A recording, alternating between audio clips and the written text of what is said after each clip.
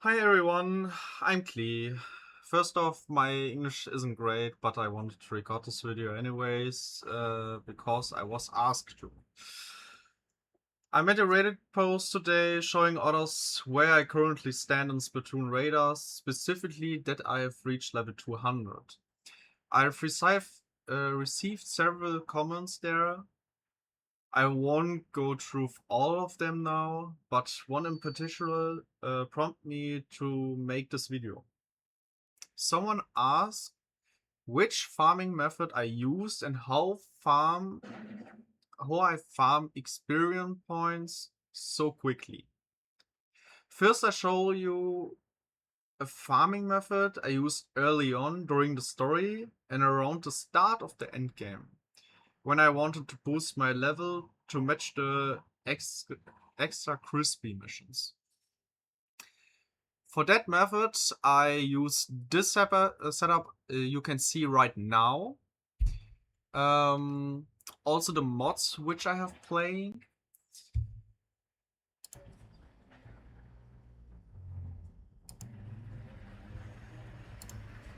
The mission I've chosen for this is quite simple.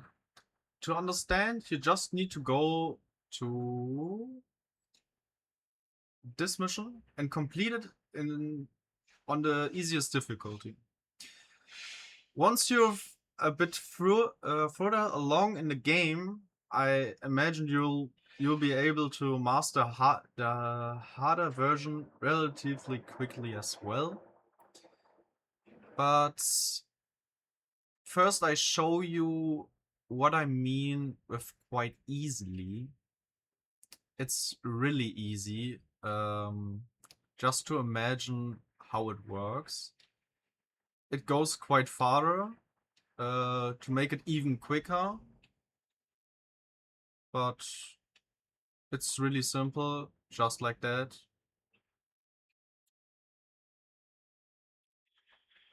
That's it. You gain from one mission not very much experience points, but you gain the gimmick mods very quickly from it. Very, very quickly. And if I need some mods for a um specific tank, I go in there.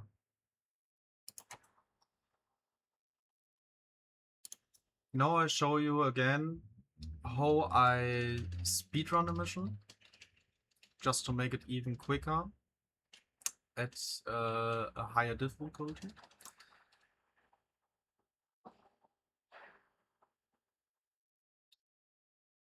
Ah, wrong setup. I've seen it. It was the wrong setup. Ha ha ha! Quite funny. I just need to change into this one right here.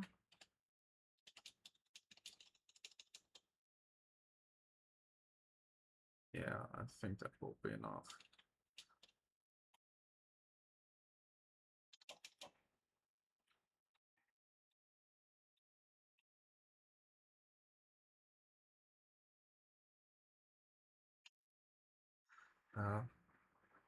It's actually quite the same like the normal variant, but you have 4 enemies on top of the building. Except for the normal mission, you have 1. And also you get higher experience points. It's just 7k, but if you do it a couple of hours, every 20 seconds, except the loading screen, it takes like 7 to 8 seconds, I think. You can do it like 2 times per minute, actually. Per minute, 14k experience points. It's very great trade-off. If you think about it, you just need 400k per level up. But we can go quite further a bit and go to a other farm where I use this setup right here. Here you can see the mods again. I go specifically in here just to show you the normal variant. You just step here on the purple point and just look at your two gimmicks. You can see both of them have the same cooldown time. And I just waited if they're ready. Make a shot. And they're popping up again. That's why you just need to press one button in 10 seconds. And it's quite easy to farm this. It's nothing much you need to do. That's the method for the trick for the purple tank. I don't know the name in English for this. Also, in the extra spicy missions, they're spawning 3 big ones. All of these 3 big ones need further damage. That for sure. But if you kill the first one, your fire, your ult, if you press R3, should be ready, and you can activate it to just kill those next two on the spot where they're spawning. In the normal mission, you get like 18k for 1 minute and 20 seconds. It's 4k more than in the other mission, just to press one button. If you like, you watch a series on the mobile phone and have a good experience with farming, you just press one button and look a series right next to you. It's quite easy. With the other farm, you just need to go a bit further and press more buttons. That's why I recommend this second method. It's quite relaxing.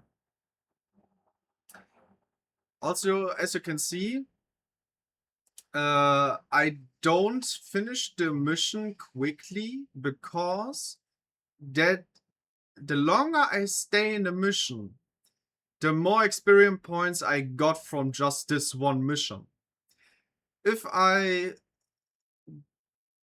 complete the mission quickly, I just get smaller experience points than I completed in just the last 3 seconds. You can see it after the run, what I mean. The big one should be spawning in the next seconds. There he is. As you can see, our ult is somehow close to be ready.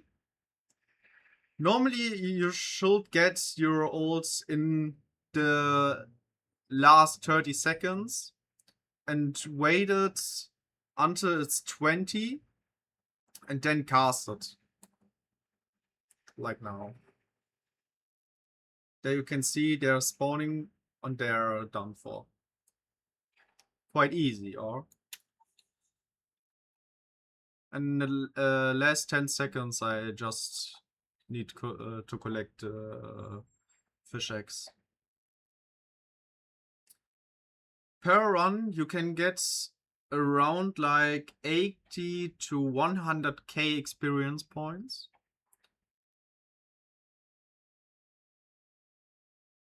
It's quite easy if you think of. Yeah, you just stay just 1 minute and 30 seconds in there. But you gain very much from it just by standing there, press one button and press a second button in the last 20 seconds. It's a great trade-off. Also, what you can do if you don't have fully upgraded your purple tank, you can also use, give me a second, this setup right here. It's like completely the same, except by one thing. You just shoot, and you have the little gimmick from the blue tank, like this, who's standing at the spawn from the enemy points and come back to you. You need the higher up mods for that. But it's quite easy also with this. But I think the purple tank will be better for this. Just by passing by the big white units, those big midnight boss. I don't know how they are explained. For the last method, I just play the bottomless brackets to the highest point. Yesterday, I've playing from 101 to this point in one go. And I've seen every time I was in there, I get 200,000 experience points per run. For the first second, you might think, yeah, it's a lot. But if you think a second time, how long does it take? It takes like 3 minutes and 20 seconds to 3 minutes 45 seconds to 4 minutes. And if you trade off with the mission I've shown you before, this one, if you get in 1 minute and 20 seconds 80,000, you get more from it in 3 minutes, in like 4 minutes, than in one goal in the bottomless bracket. It's not much in the difference, but it is a difference. That's all my farming methods I've used the last days ago. I just do this, nothing others. I just completed all extra spicy, all piquant missions because I have nothing to do. Also, for the weapon I choose for everything I have do so far is this one. Why? It has a big trade-off. It has high damage. And also the rate from the spread is higher than from the others. Also, I think of if I choose the frozen status effect to make higher damage, but I think I just need to clear more enemies with one shot will be better. That's why I've considered to play the second effect with the 40%. Within my setup right here. Because this one has also the modifier in there. That's why I think of if I trade off this one status effect for something others. But if I would like to go for more damage if I have more distance, it's not that great from the trade-off because your gimmick doesn't hit enemies inside the air. If you are in the air. I show you what I mean. If you're staying in this one and have your Spectre lights activated, they don't hit anything. It's really, they don't hit anything. I just want to use the Spectre lights. If I go onto the ground and the enemies have the fire effect, I can burst them off with my rocket launcher. That's the only thing I have done so far. Maybe I switch it off for something else. I don't know, but currently I'm very happy about the setup, and I don't want to change anything about that. Um, Also, what I need to say is at the bottomless bracket, the difficulty rise, yes, but at my point currently at level 204, I don't have any difficulties there. It says, yeah, 129, 128, 127, yes, but I don't see any difference. Nothing. It's like the completely same like before. Also, what you need to think of, all those stages are completely random. If you go into a stage and you see those train of units I really hate, I just quit and go in again, and you have a other spawn area. It's very simple. And that's why you can cheese some of those floors to get a higher number in there. And I think of maybe at some point you can not go even higher. And that's something I need to see, because someone said me that at floor 1000,